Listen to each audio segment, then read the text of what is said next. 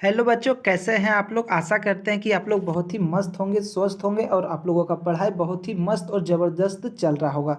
तो बच्चों, झारखंड बोर्ड ने क्लास 10th और 12th का मॉडल प्रश्न पत्र जारी कर दिया है। यहाँ पे आप लोग देख सकते हैं model question paper 2024-25 class 10th और 12th दोनों का मॉडल पेपर झारखंड बोर्ड ने जारी कर दिया है बच्चों। और इस मॉडल पेपर से आपको बहुत ज़्यादा सहायता होगा बच्चों।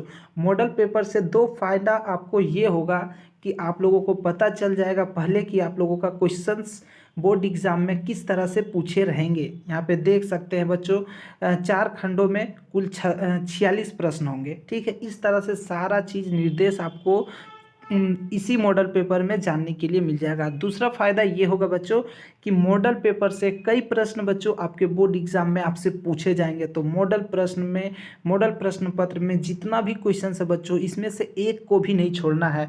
तो वीडियो को पूरा देखिएगा, कंप्लीट वीडियो को वॉच कीजिएगा बच्चों। एक भी क्वेश्चंस को आपको छोड़ना नहीं है। ठीक है, सभी को याद करना है, क्योंकि मॉडल प्रश्न पत्र से आपको क्वेश्चंस 100% देखने के लिए मिलेगा बच्चों। कुछ क्वेश्चंस आपको जरूर देखने के लिए मिलेगा। तो देखिए, पहला क्वेश्चन है हम लोगों के पास, निम्नलिखित में से कौन सी अभिक्रिया ऊष्माशोषी अभिक्रिया है।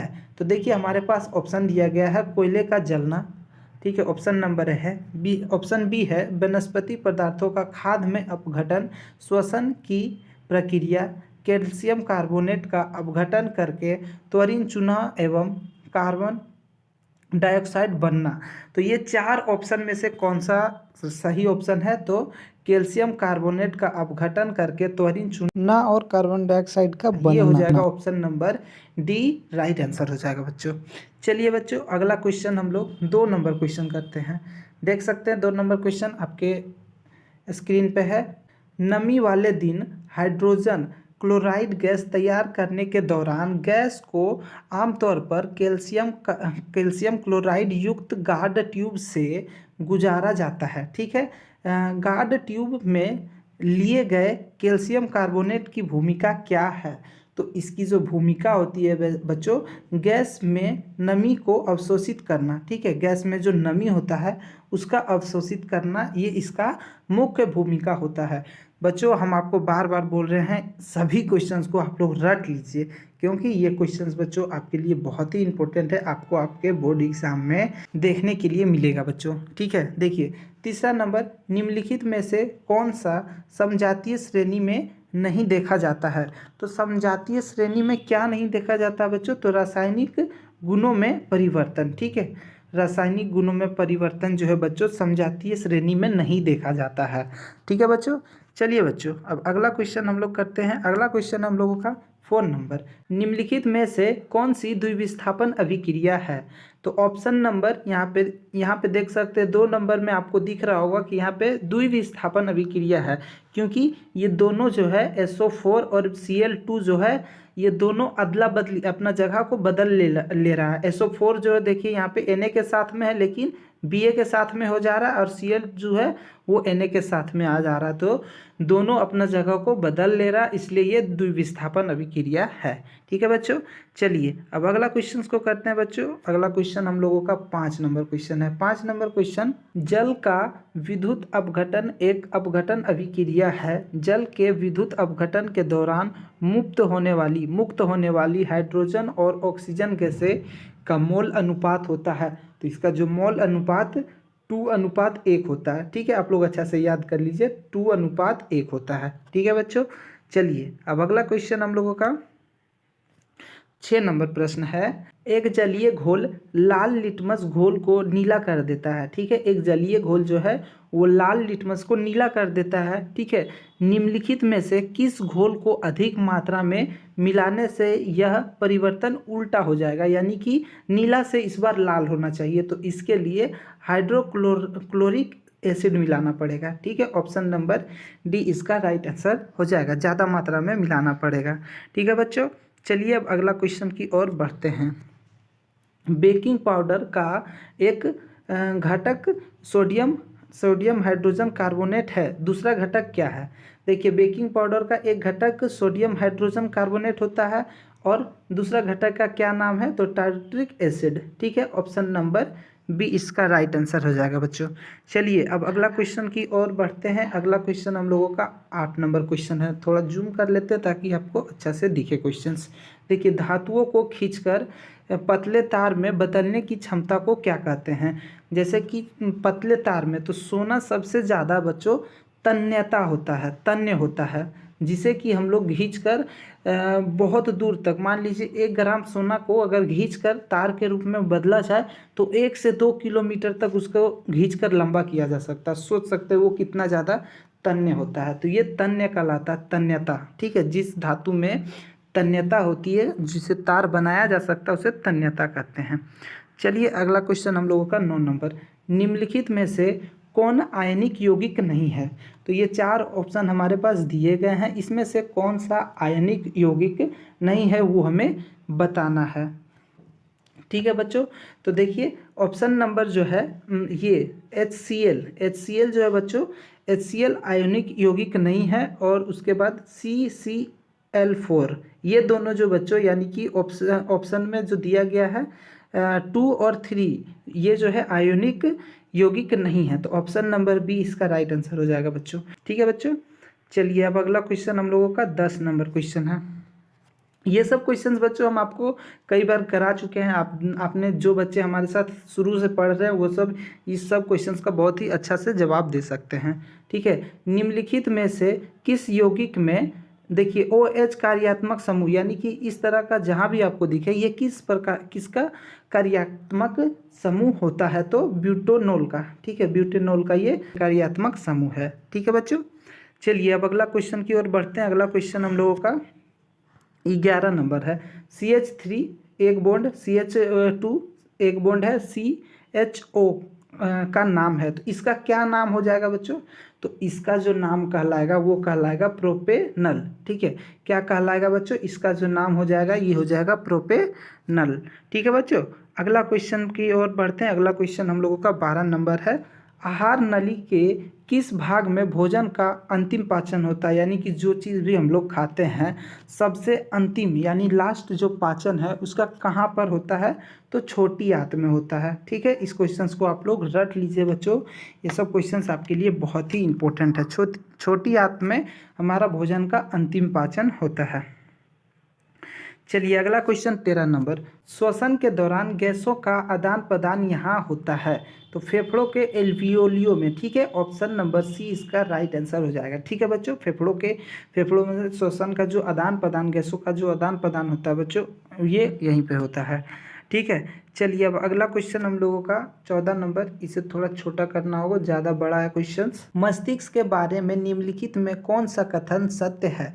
मस्तिष्क का मुख्य सोचने वाला भाग पश्च मस्तिष्क है। ठीक है, ये पहला हो गया। श्रवण, गंध, स्मृति, दृष्टि आदि के केंद्र अग्र मस्तिष्क में स्थित हैं, ये दूसरा पॉइंट सही है। ठीक है, उसके बाद लार, उल्टी, रक्तचाप जैसी अनैच्छिक क्रियाएं पश्च मस्तिष्क में स्थित मेंडुला द्वारा नियंत्रण होता है। अनैच्छिक क्रियाएं, जितना भी अनैच्छिक क्रियाएं हैं जिस पर हमारा नियंत्रण नहीं होता है, लार, उल्टी, रक्तचाप, सांस लेना, ये इस सब पर हमारा नियंत्रण नहीं होता है, तो ये अनैच्छिक क्रिया कहलाता है, जो कि मेंडुला से होता है, मेंडुला से नियंत्रित होता है। तो ये भी कथन दूसरा और तीसरा ये भी कथन सही है। सेरिबेलम शरीर की मुद्रा और संतुलन को नियंत्रण नहीं करता है। ठीक है, तो ये भी कथन जो है गलत है, तो इसका दूसरा और तीसरा कथन जो है वो सत्य है, दूसरा और तीसरा। तो ऑप्शन नंबर सी जो है राइट आंसर हो जाएगा। ठीक है बच्चों, चलिए अब अगला क्वेश्चन 15 नंबर है। बेलम जोड़ी का चयन करें, तो इसका हो जाएगा एडेनेलाइन और पिट्यूटरी ग्रंथि। ठीक है, ऑप्शन नंबर जो है इसका ए राइट आंसर हो जाएगा। चलिए बच्चों, अब अगला क्वेश्चन हम लोगों का 16 नंबर क्वेश्चन। एक फूल में नर और मादा युग्म, ठीक है, उसके बाद उत्पन्न करने वाले भाग हैं, यानी कि एक फूल में नर और मादा जो युग्म हैं उत्पन्न करने वाले कौन सा भाग, वो क्या कहलाता है, तो परागकोश और अंडाशय कहलाता है। क्या कहलाता है, परागकोश और अंडाशय। ऑप्शन नंबर बी सी इसका राइट आंसर होगा। उसके बाद नेक्स्ट क्वेश्चन है 17 नंबर। अमीबा, स्पाइरोगाइमा और ईस्ट के प्रजनन की एक सामान्य विशेषता यह है कि अमीबा, स्पाइरोगाइमा और ईस्ट ईस्ट जो होता है बच्चों, ये अलैंगिक जनन के रूप में प्रजनन करते हैं। ठीक है, अलैंगिक जनन के रूप में प्रजनन करते हैं। Option number A right answer हो जाएगा।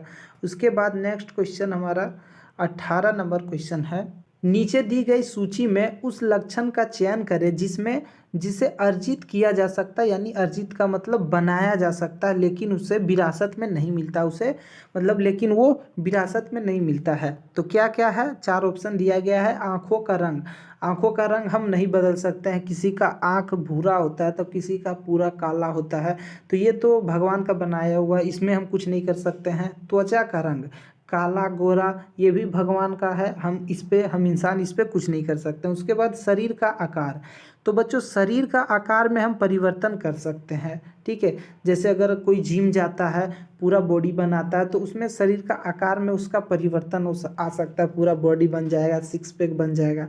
ठीक है, बालों की प्रकृति भी हमारे हाथों में नहीं है। अगर भगवान किसी का बाल सादा हो जाता है शुरू से, तो वो सादा ही रहेगा। ठीक है, रंग पेंट करने से वो नहीं हो सकता। लेकिन शरीर का आकार जो है बच्चों, शरीर का आकार जो है वो हम अर्जित कर सकते हैं, बदल सकते हैं। चलिए अब अगला क्वेश्चन 19 नंबर क्वेश्चन। प्राकृतिक चयन द्वारा प्रजातियों के विकास का सिद्धांत दिया गया था। तो ये जो जो सिद्धांत है, प्राकृतिक चयन द्वारा प्रजातियों का विकास का सिद्धांत, ये किसने दिया था? तो डार्विन ने। ठीक है बच्चों, ऑप्शन नंबर बी इसका राइट आंसर हो जाएगा। चलिए बच्चों अब अगला क्वेश्चन हम लोग 20 नंबर क्वेश्चन करते हैं। निम्नलिखित में से कौन सा कथन सत्य है? तो देखिए, एक उत्तल लेंस में 4 डायोप्टर शक्ति होती है, ये कथन एकदम सत्य है, जिसकी फोकस दूरी 0.25 मीटर होती है। ये एक नंबर जो कथन है बच्चों, वो बिल्कुल सत्य है। ठीक है, दूसरा कथन, उत्तल लेंस में -4 नहीं होता है, ये कथन गलत है। एक अवतल लेंस में, ये भी गलत है बच्चों। ठीक है, उसके बाद -4, ये भी गलत है। ठीक है, तो पहला कथन जो है वो बिल्कुल सही है, ऑप्शन नंबर ए इसका राइट आंसर हो जाएगा। चलिए बच्चों अगला क्वेश्चन हम लोगों का है 21 नंबर क्वेश्चन। 21 नंबर क्वेश्चन क्या है? निम्नलिखित में किस में अनंत पर रखी गई वस्तु का प्रतिबिंब अत्यधिक छोटा और बिंदु आकार का होगा? तो किस में? तो केवल अवतल दर्पण, केवल उत्तल दर्पण, इसमें भी नहीं होगा, केवल उत्तल लेंस। देखिए दोनों में होगा। ठीक है, अवतल दर्पण, उत्तल दर्पण, अवतल लेंस और उत्तल लेंस, ये ऑप्शन नंबर डी जो है इसका राइट आंसर हो जाएगा सभी में। ठीक है बच्चों, ये चारों में जो है इस तरह का अत्यधिक छोटा और बिंदु का आकार का दिखाई देगा। ठीक है, चलिए अब अगला क्वेश्चन हम लोग 22 नंबर क्वेश्चन करते हैं। एक व्यक्ति 2 मीटर से अधिक दूरी पर रखी वस्तु को स्पष्ट रूप से नहीं देख सकता है। इस दोष को निम्न क्षमता के लेंस का उपयोग करके ठीक किया जा सकता है। तो कितना डायोप्टर का जो है लेंस का प्रयोग करना होगा उसके आंखों के लिए? तो -0.25 डायोप्टर। ठीक है बच्चों, ऑप्शन नंबर बी जो है इसका राइट आंसर हो जाएगा बच्चों। ठीक है, चलिए बच्चों अब अगला क्वेश्चन करते हैं। अगला क्वेश्चन हम लोगों का 23 नंबर है।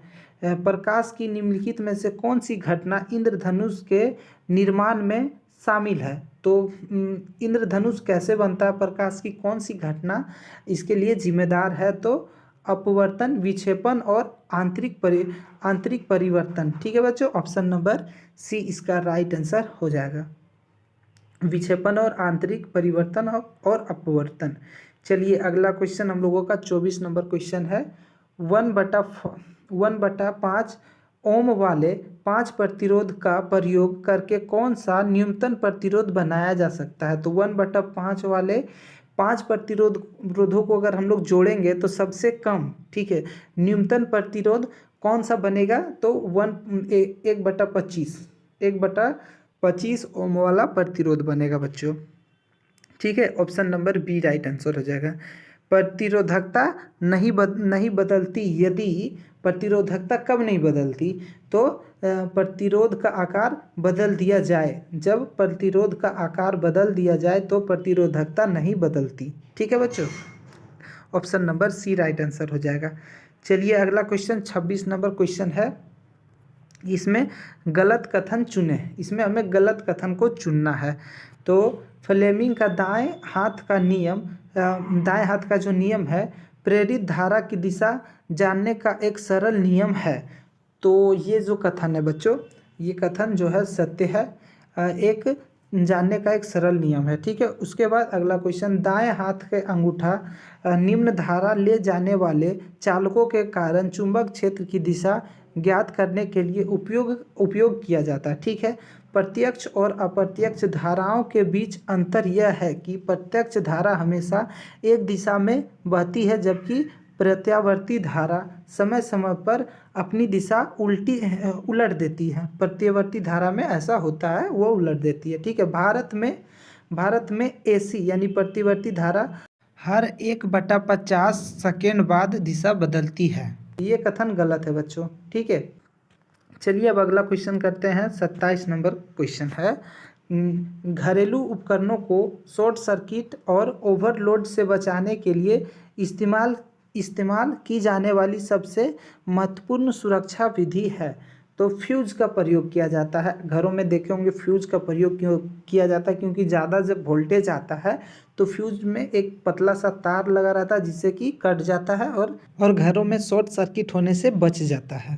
ठीक है बच्चों, चलिए अगला क्वेश्चन 28 नंबर क्वेश्चन हम लोगों का है, जल विद्युत संयंत्र में। तो जल विद्युत संयंत्र में क्या होता है, संग्रहित जल की स्थितिज ऊर्जा को विद्युत ऊर्जा में परिवर्तित किया जाता है। ये कथन बिल्कुल सही है। ठीक है, अब 29 नंबर क्वेश्चन है। ठीक है, वे जीव जो विकिरण ऊर्जा का प्रयोग करके अकार्बनिक यौगिक से कार्बोहाइड्रेट का संश्लेषण करते हैं उन्हें कहा जाता है। तो उन्हें उत्पादक कहा जाता है। ठीक है बच्चों, क्या कहा जाता है, उत्पादक। Option number B right answer हो जाएगा। उसके बाद अगला क्वेश्चन हम लोगों का 30 नंबर, चिपको आंदोलन द्वारा दिया गया महत्वपूर्ण संदेश है। तो चिपको आंदोलन के द्वारा कौन सा संदेश दिया गया है, तो वन संरक्षण प्रयासों में समुदाय को शामिल करना, यानी कि पेड़ पौधों को काटने से मतलब ना काटा जाए, उसके लिए लोगों में एकजुटता बनाना। ठीक है, ऑप्शन नंबर ए इसका राइट आंसर हो जाएगा बच्चों।